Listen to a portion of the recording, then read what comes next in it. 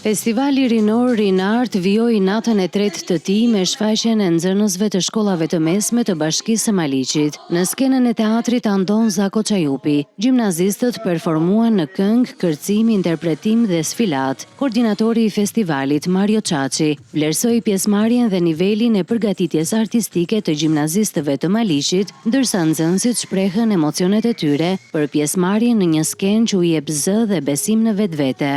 Të rinj ka nevojë për të këtilla aktivitete sepse realisht ka shumë talente në shkolla dhe jemi munduar që të përzjedhim talente me sado vështirësi sepse Bashkia Maliq konkretisht ka shtrije gjeografike të gjerë, ka shkolla të mesme shumë në përfshatra dhe është një punë shumë e madhe.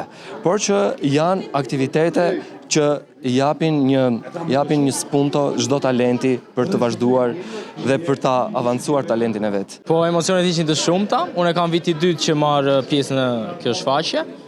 Unë e bëj më shumë për të kaluar mirë dhe është shumë bukur, më pëlqen shumë. Emocionet janë për të gjithë, ne kemi kaluar shumë bukur dhe ky është një aktivitet që na bën të gjithëve bashkë dhe kemi mundësi të nxjerrim diçka të bukur. Është një emocion i papar, publikun, jemi gjithkohës në kontakt me të edhe shpresojmë që t'i japim emocionet tona nëpërmjet aktrimit, kërcimit edhe këngëve që ne performojmë. Na mësojnë njerëzit të fillim të komunikojmë me njerëzit, me të gjithë grupet e moshës tonë, të bashkëpunojmë, të jemi të lirë me njëri tjetrin dhe të kuptojmë se si të organizojmë dhe të nxjerrim në fund një produkt në të cilin mund na shërbej shumë në jetën tonë. Nënkryetaria e Këshillit të Qarkut Korç, Mimoza Shuli, theksoi rëndësinë e investimit në artin dhe energjinë e të rinjve si garanci për një të ardhme më të mirë. Në fakt është kompeticioni i dytë që Këshilli i Qarkut mbështet të rinjt në të 6 bashkitë, nxënës të shkollave të mesme që performojnë në zhanera të ndryshme. Nuk ka më bukur se të mbështetësh në fakt të rinjt në kreativitetin dhe talentin e tyre. Dhe më vjen mirë